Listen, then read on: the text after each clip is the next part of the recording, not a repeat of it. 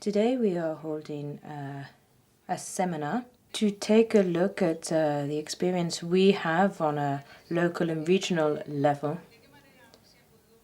in the context of economic crisis, how we have been able to develop policies which have proved successful. This is an opportunity to think over, against the backdrop of a world crisis, of how we can make progress. Now, when you think of countries in the south of Europe, people tend to have a fairly stereotypical idea of our economies as being unable to keep up with the more advanced economies in the north of Europe. And I think today we have the opportunity to present two different economic models who will show us that there is a possibility for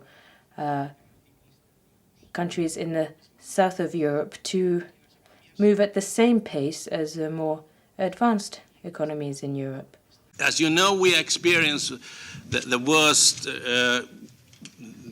actually depression since the Great Depression in the 30s. One of the important consequences of the word financial crisis has been the serious deterioration of the fiscal position of governments around the world. The most significant direct impact of the crisis has been on the regional and, I would say, local level and composition of local governments' finances on both the revenue and expenditure side of their budgets.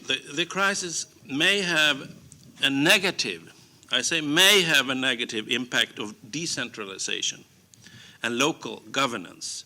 If budgets are reduced due to revenue shortfalls, local governments will be less able to meet their important responsibilities and will face an erosion of citizens' trust. Intellectual honesty is the only way to tackle this crisis, any crisis, and I think another notion that must guide us is flexibility. Flexibility in terms of training systems, innovation, and flexibility on internationalization. The crisis we're facing at the moment is multifaceted. It's not just economic and financial. It has roots in a crisis of values. So we've got to take a long, hard, and critical look at the new world order because it's poverty that's been globalized, not progress. Violence is becoming more widespread rather than human rights. I'm an economist, but I think we'd be wrong-headed if we just aim to fix the economy. We've got to build a new global reality, a new shared destiny where everybody feels a sense of ownership, where people don't feel eclipsed or overwhelmed. In a world where everybody is competing, it's not just businesses that are involved. It's regions and national territories too. And we may have a good hand. We may have good infrastructure.